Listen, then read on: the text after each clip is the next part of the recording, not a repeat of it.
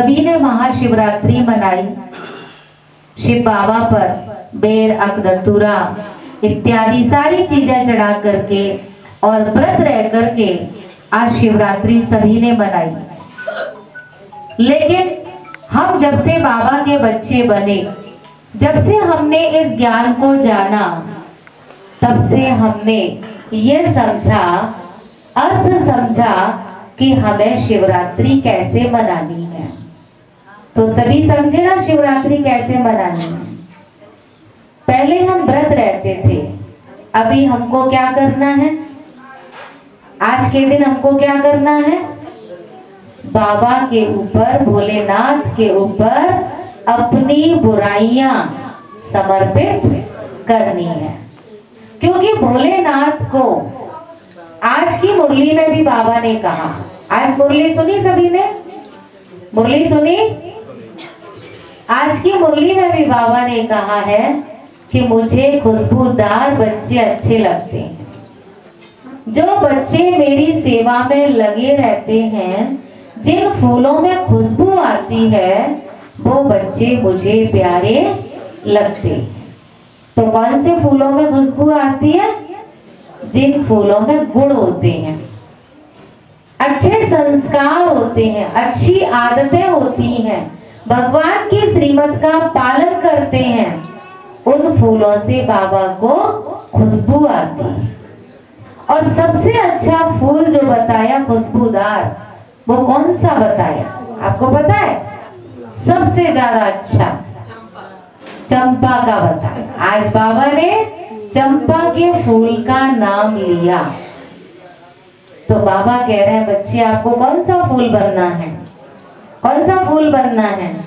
हमको चंपा का फूल बनना है। वैसे बाबा नाम लेते हैं रूहे गुलाब, गुलाब का फूल बनना है हमको, लेकिन आज बाबा ने स्पेशल नाम लिया है चंपा के फूल का। तो आज के दिन हम बाबा को यही प्रॉमिस करेंगे कि बाबा ये बुराई जो मुझे बहुत तंग करती है, जो मेरे लिए माया बन करके आ जाती है, किसी के जीवन में आलस्य है, किसी के जीवन में ईर्ष्या है, किसी के अंदर घृणा है, किसी के अंदर क्रोध है। कल भी बाबा आए थे मधुबन में। कल की मुरली किस बात पर चली? क्रोध पर, कि बच्चे क्रोध को खत्म करना है। ये पूरी मुरली कल की बाप दादा की क्रोध के ऊपर ही चली। तो आज के दिन हम एक एक बुराई क्या करेंगे? बाबा को जन्मदिन में गिफ्ट में देंगे। है आपके पास बुराई कि नहीं है? सभी के पास बुराइयां हैं कि नहीं है? नहीं है?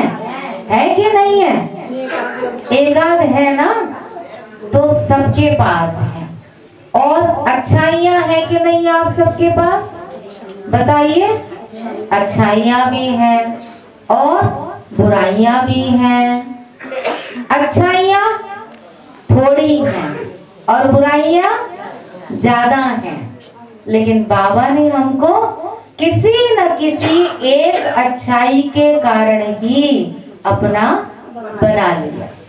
कोई एक अच्छाई हमारे अंदर परमात्मा ने देखी और उसी कारण हमको अपना बच्चा बना लिया।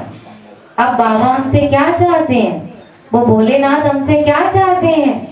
वो परमात्मा हमसे क्या चाहते हैं? कि मेरे बच्चे बेदाग हीरा बन जाए। क्या बन जाए?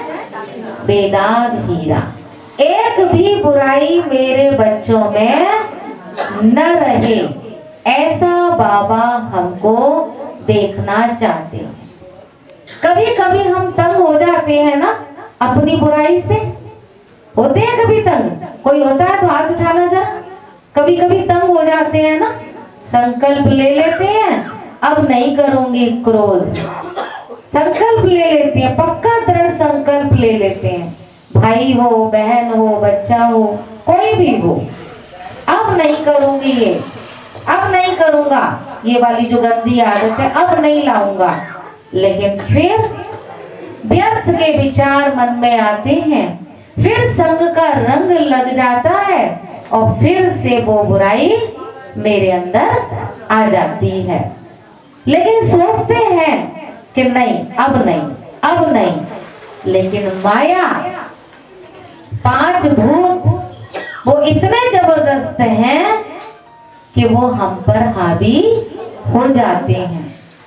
अब उन 5 भूतों को हमें दूर करना है तो क्या करना पड़ेगा? निरंतर योगी बनना पड़ेगा। क्या?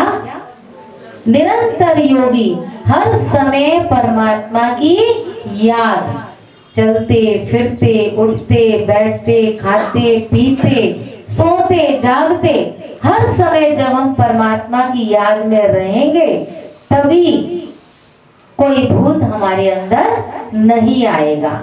जैसे चौकीदार बिल्कुल अलर्ट बैठा रहता है, कंपनी में, कारखाने में, किसी घर में, कोठी में एकदम अलर्ट बैठा रहता है, तो कोई ऐरा गैरा अंदर घुस सकता है?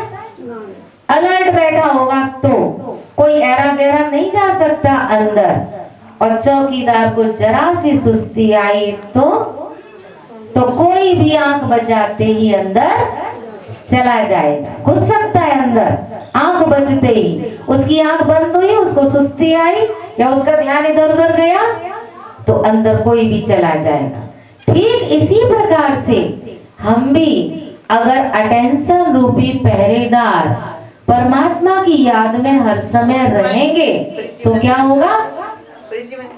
परमात्मा की याद में हम हर समय रहेंगे तो क्या होगा? तो कोई भी माया अंदर आ नहीं सकती, कोई भी भूत मेरे अंदर प्रवेश नहीं हो सकता। उसको हम घुसने की एंट्री खुद ही दे देते हैं, हम खुद ही ढीले हो जाते हैं, हम खुद ही अलबेले हो जाते हैं, इसीलिए वो भूत हमारे अंदर घुस जाता है। इसीलिए हमें ध्यान देना है कि परमात्मा की बातों पर हमें इतना ध्यान देना है कि आज का जो महाशिवरात्रि का पावन पर्व है, इस पर हमें शिव बाबा को गिफ्ट के रूप में एक एक बुराई जो हमें बहुत तंग करती है, परेशान करती है, वो बुराई हमको बाबा को दान में देना है। तभी मनाई जाएगी सच्ची सच्ची 88वीं त्रिमूर्ति शिव जयंती। इन्हीं शब्दों के